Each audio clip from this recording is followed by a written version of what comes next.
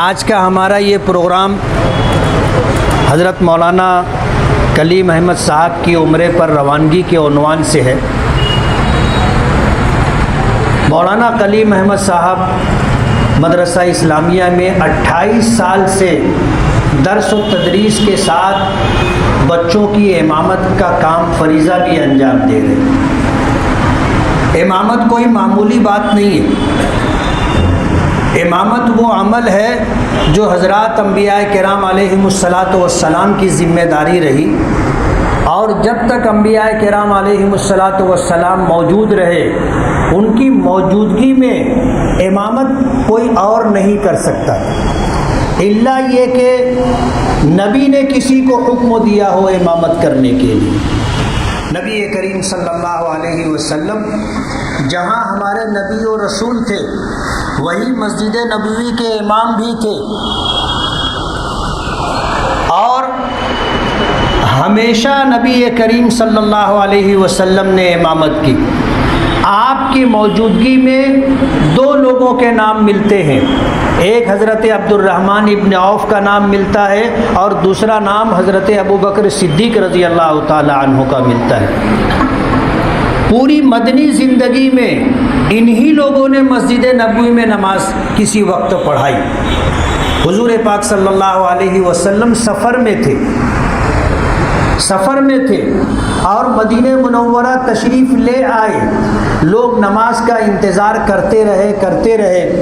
حضور پاک صلی اللہ علیہ وسلم کی مسجد میں تشریف آوری نہیں ہوئی تو لوگوں کے اصرار پر حضرت عبد الرحمن ابن عوف نے نماز پڑھائی، اور جب نبی کریم صلی اللہ علیہ وسلم اپنی زندگی کے آخری ایام میں تھے، سکرات کی کیفیت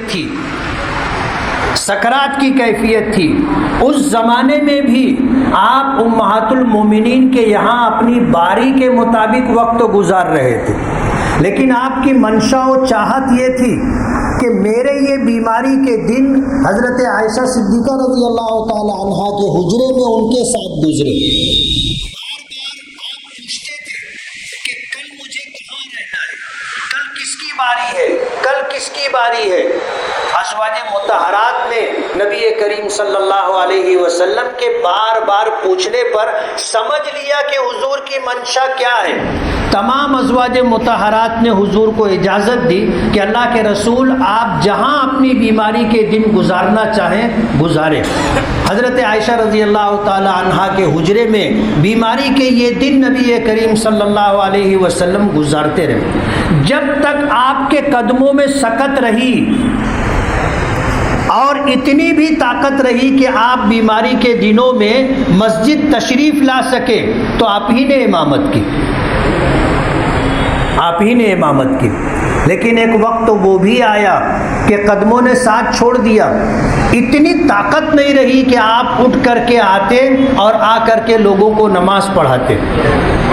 آپ نے بستر مرگ پر رہتے ہوئے آپ نے یہ بات فرمائی، مرو ابا بکر فلیصلی بالناس، کہ ابو بکر کو حکم دو کہ وہ میری غمزدہ امت کو نماز پڑھائیں۔ حضرت عائشہ رضی اللہ تعالی عنہا فرماتی ہیں کہ میں نہیں چاہتی تھی کہ میرے والد امامت کریں۔ حضرت حفصہ کو آمادہ کیا کہ تم نبی کریم صلی اللہ علیہ وسلم سے عرض کرو کہ عمر نماز پڑھائیں، حضرت عمر نماز پڑھائیں۔ کسی نے کہا تو حضور نے فرمایا مرو ابا بکر فلیصلی بالناس، کہ ابو بکر کو حکم دو کہ وہ میری غمزدہ امت کو نماز پڑھائیں۔ اور ایک جملہ حضور نے اور بھی فرمایا۔ تو حضرت ابو بکر نے حضور کی حیات میں اور سکرات کی جو کیفیت تھی ان دنوں میں کئی نمازیں مسلسل پڑھائی، ورنہ امامت مقام نبوت ہے۔ اگر نبی موجود ہے تو اس مصلی پر کسی اور کو کھڑے ہونے کا حق نہیں، اور امام پوری مسجد کے نمازیوں کا ذمہ دار ہوتا ہے۔ حدیث پاک میں آتا ہے، حضور نے فرمایا الامام ضامن کہ امام پوری مسجد کے نمازیوں کا ضامن ہے، ذمہ دار ہے۔ والمؤذن مؤتمن، اور مؤذن امانت دار ہے۔ پہلے زمانے میں اذان دینے کے لیے اوپر چڑھنا پڑتا تھا، بغیر مائک کے اذان ہوتی تھی، مؤذنین اوپر چڑھتے تھے۔ اب ظاہر بات ہے اوپر جانے کے بعد کسی کے گھر میں، کسی کے صحن میں نظر پڑ سکتی ہے۔ دوسروں کی مائیں اور بہنیں اگر گھر کے صحن میں ہوں اور مؤذن اوپر چڑھ جائے تو اس کی نظر پڑ سکتی ہے۔ حضور نے فرمایا کہ مؤذن امانت دار ہے۔ 28 سال کی امامت کوئی معمولی خدمت نہیں ہے۔ اچھا، ان کا کوئی نائب بھی نہیں، امام ہو اور اس کا نائب ہو تو کہیں تھوڑی بہت گنجائش نکل جاتی ہے کہ امام اگر کسی وجہ سے مسجد نہ پہنچ سکے تو وہ اپنے نائب کو فون کر دے کہ تم پہنچ جاؤ۔ ان کا کوئی نائب بھی نہیں تھا۔ یہ 28 سال سے پابندی سے بچوں کو 5 وقت کی نماز پڑھا رہے۔ اور مجھے کسی بتانے والے نے بتایا کہ مدرسے کی طرف سے ان کو ماہانہ تنخواہ اس کی 500 روپیہ دی جاتی ہے۔ ابھی 1000 ابھی 1000۔ آپ سوچو تو صحیح، ہم اپنے امام کو کیا دے رہے ہیں؟ میں تو اپنے مجلس ابنائے قدیم کے تمام ان حضرات کو جنہوں نے ان کو عمرے پر بھیجنے کا پروگرام ترتیب دیا بہت بہت مبارکباد دیتا ہوں۔ ہمارے شہر میں کم سے کم یہ سلسلہ تو شروع ہوا کہ اس لائن سے بھی لوگوں کا استقبال ہونا چاہیے اور اس لائن سے بھی لوگوں کی حوصلہ افزائی کہو اور کچھ خدمت ہونی چاہیے، ورنہ یہ آدمی زندگی بھر بھی امامت کرے تو عمرے پر جانے کی حیثیت نہیں بن پائے گی۔ 1000 روپیہ مہینے کا، آپ سوچو تو صحیح، 1000 روپیہ مہینہ۔ اس کو آپ اگر دنوں پر بانٹو اور پھر اس کو نمازوں پر بانٹو تو آپ کو سمجھ میں آ جائے گا۔ ہماری رحمانی مسجد ہے، قاری مختار صاحب ہیں کہ نہیں یہاں؟ قاری مختار ملی صاحب رحمانی مسجد میں امامت کرتے تھے، ان کی ماہانہ تنخواہ 300 روپیہ تھی، یعنی ایک دن کی امامت کی تنخواہ 10 روپیہ۔ امام بھی انسان ہے، سردی گرمی بارش، گھریلو ذمہ داریاں، بیوی بچے، 1000 مسائل ہوتے، وہ ایک ظہر کی نماز میں نہیں آ سکے۔ عصر کی نماز میں آئے تو مصلیوں میں کچھ لوگ ہوتے ہیں جو امام کا پیچھا اٹھائے رہتے ہیں بلا وجہ، امام کے پیچھے پڑے رہتے ہیں۔ رحمانی مسجد میں ایک صاحب تھے، ان کا انتقال ہو گیا، وہ کہنے لگے کہ ظہر کی نماز میں نہیں آئے تھے، تنخواہ کاٹ لی جائے گی۔ بولے 2 روپیہ کاٹ لو۔ اب ظاہر بات ہے ایک دن کا 10 روپیہ ہے تو ایک نماز کا 2 روپیہ ہوا، تو قاری مختار صاحب نے کہا کہ 2 روپیہ کاٹ لو۔ حالات اس طرح کے ہیں کہ ہم اپنے علماء، اپنے اکابرین، اپنے ائمہ اور مؤذنین کی وہ عزت افزائی نہیں کرتے جو مقام و مرتبے کے اعتبار سے ان کا حق بنتا ہے۔ دوسری قوموں میں آپ دیکھو، عیسائیوں میں تو ایسا ہے کہ اتوار کے دن چرچ کھلتا ہے، پادری صاحب آ جاتے ہیں اور جتنے عیسائی کرسچن ہیں جس کو معافی لینا ہوتا ہے وہ پادری کے ساتھ سامنے جا کر کے اپنے گناہوں کا اقرار کرتے ہیں کہ میں جوا کھیلا تھا، مجھ سے زنا ہو گیا، مجھ سے یہ گناہ ہو گیا، وہ گناہ ہو گیا، جا کر کے پادری کے پاس اعتراف کرتے ہیں اور پادری ان کے سر پر ہاتھ رکھ کر سب گناہ معاف کر دیتا ہے۔ انہوں نے پادری کو یہ درجہ دیا جو درجہ اللہ رب العزت کا ہے۔ گناہ کون معاف کرے گا؟ اللہ رب العزت معاف کریں گے، ہم نے ان کی نافرمانی کی ہے۔ لیکن کرسچن عیسائی لوگ اپنے علماء کی اتنی عزت کرتے ہیں اور ان کو اتنا بڑا مقام دیتے ہیں کہ وہ گناہ بھی معاف کر سکتے۔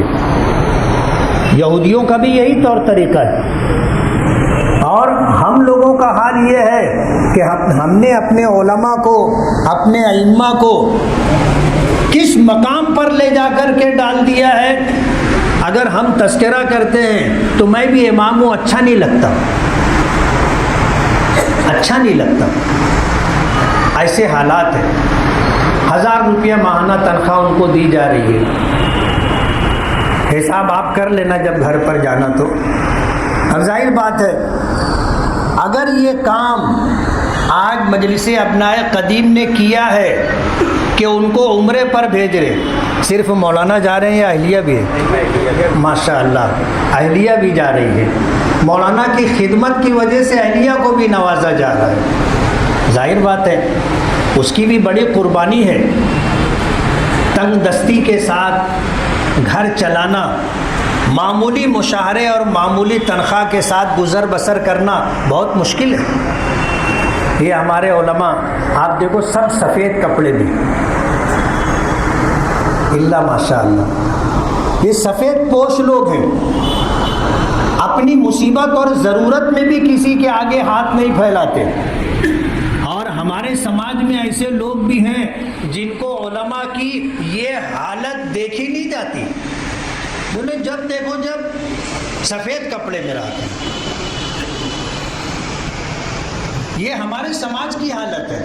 میں نے اپنے کانوں سے یہ بات سنی ہے اس لیے بول رہا ہوں. تو مجلس ابنائے قدیم نے عمرے پر ان دونوں میاں بیوی کو بھیجنے کا فیصلہ کیا. بہت بہت مبارکباد. کہتے ہیں نا کہ چراغ سے چراغ جلتا ہے. آپ کے اس عمل کی وجہ سے لوگوں کو ترغیب ہوگی اور لوگ بھی انشاءاللہ علماء کی اس طرح کی خدمت کو قدر کی نگاہوں سے دیکھیں گے اور اس کے لیے کچھ نہ کچھ اس طرح کا پروگرام بنائیں گے. اللہ کے گھر پر جانے کی کس کی چاہت نہیں؟ غریب سے غریب آدمی اگر دل میں ایمان ہے تو اس کی چاہت یہ ہوتی ہے کہ اللہ تعالیٰ اپنا گھر اور اپنے محبوب نبی کا در دکھا دے. لوگ تڑپ کر بولتے کہ اللہ ایک مرتبہ بلا لے، ایک مرتبہ بلا لے، ان گنہگار آنکھوں سے تیرا گھر دیکھ لوں اور تیرے نبی کا در دیکھ لوں. ہر ایمان والے کی تمنا ہوتی ہے. میں سفر حج پہ جا رہا تھا. حضرت مولانا یاسین ملی رحمۃ اللہ علیہ ہمارے دارالعلوم دیوبند دارالعلوم محمدیہ کے استاذ تھے. وہ آئے، بولے میں ایک نظم لکھ کے آیا ہوں، پڑھنا چاہتا ہوں. میں نے کہا کہاں یہ سب لے کے آئے؟ بارات نکلتی ہے تو صحرا پڑھنا، اب حاجی حج پہ جانے لگا تو نظم پڑھنا. بولے نہیں میں لکھ کے آیا ہوں، میں پڑھوں گا. میں نے پڑھ لوں. ان کا ایک شعر آج تک میں بھولا نہیں، اور میں ان کے لیے دعا کرتا تھا کہ اللہ تعالیٰ ان کو حج کی سعادت عطا فرمائے. جو انہوں نے نظم پڑھی تھی اس میں ایک شعر تھا، کسک آرزو حسرت و غم نہ پوچھو، کسک آرزو حسرت و غم نہ پوچھو، چلے جاتے ہو تم رہ جاتے ہیں ہم. میں ان کے لیے دعا کرتا تھا کہ اللہ تعالیٰ ان کو حج کی سعادت عطا فرمائے. اللہ نے ان کو حج کا موقع عطا فرمائے. آپ سوچئے، آزاد انور صاحب آپ شاعر ہیں، آپ سمجھ سکتے ہیں. کسک آرزو حسرت و غم نہ پوچھو، چلے جاتے ہو تم رہ جاتے ہیں ہم. ہر ایک کی تمنا ہوتی ہے. پتہ نہیں مولانا کلیم صاحب نے بھی اللہ سے مانگا ہوگا، اللہ سے مانگا ہوگا، اور اللہ نے ان کے ساتھیوں کے دلوں میں یہ بات ڈال دی کہ ایسا پروگرام بنانا چاہیے. اور پھر کچھ لوگوں نے مل کر کے اپنے طور پر یہ انتظام کیا. اور آج اگلے ہفتے میں اتوار کے دن مولانا کی روانگی ہے. آپ نے ان کے عمرے کا انتظام تو کر دیا، خرچہ بھی لگتا ہے. ہو گیا ہے، خرچہ بھی لگتا ہے. اور میں اس لیے بول رہا ہوں کہ میں جب پہلے سفر پہ جا رہا تھا پہلی مرتبہ، تو میرے پاس یہاں یعنی جو خرچہ تھا، راستے کا کرایہ یہ اور وہ سب انتظام ہو گیا تھا. لیکن اس دوران وہاں رہتے ہوئے جیب خرچ نہیں تھا میرے پاس، اور مالیگاؤں سے بمبئی جانے کا کرایہ نہیں تھا. اللہ مغفرت فرمائے ہمارے شکیل 762 کی. ان کی ٹرک تھی، نمبر تھا 762، وہ اپنی ٹرک پر مجھ کو بمبئی لے گئے تھے اور رکشے سے ایئرپورٹ تک پہنچایا تھا۔ اس لیے مجھے احساس ہے کہ اب یہ جا تو رہے ہیں، جو 15-20 دن وہاں رہیں گے خرچہ بھی لگے گا۔ اور مجھے کسی نے بتایا کہ 28 سال کی جو ان کی خدمت ہے عمرے کے ساتھ ان کو 28,000 روپے کا خرچہ بھی دیا جائے گا۔ بہت بہت مبارکباد۔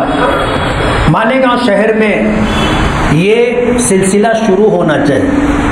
حج کے مسائل میں آتا ہے کہ آدمی جب حج بدل کروائے تو حج بدل میں کسی عالم کو اور ایسے شخص کو حج بدل کے لیے بھیجنا چاہیے کہ وہ عالم اپنا حج کر چکا۔ ہمارے یہاں کوئی بھیجتا نہیں، خود ہی چلے جاتے۔ علماء کو بھیجنا چاہیے، ائمہ کو بھیجنا چاہیے۔ دوسرے بڑے شہروں میں یہ رواج ہے کہ لوگ حج بدل کے لیے علماء کو، ائمہ کو بھیجتے ہیں۔ اس لیے یہ سلسلہ ہمارے یہاں شروع ہوا ہے اور مختلف شکلوں میں یہ سلسلہ آگے بڑھنا چاہیے۔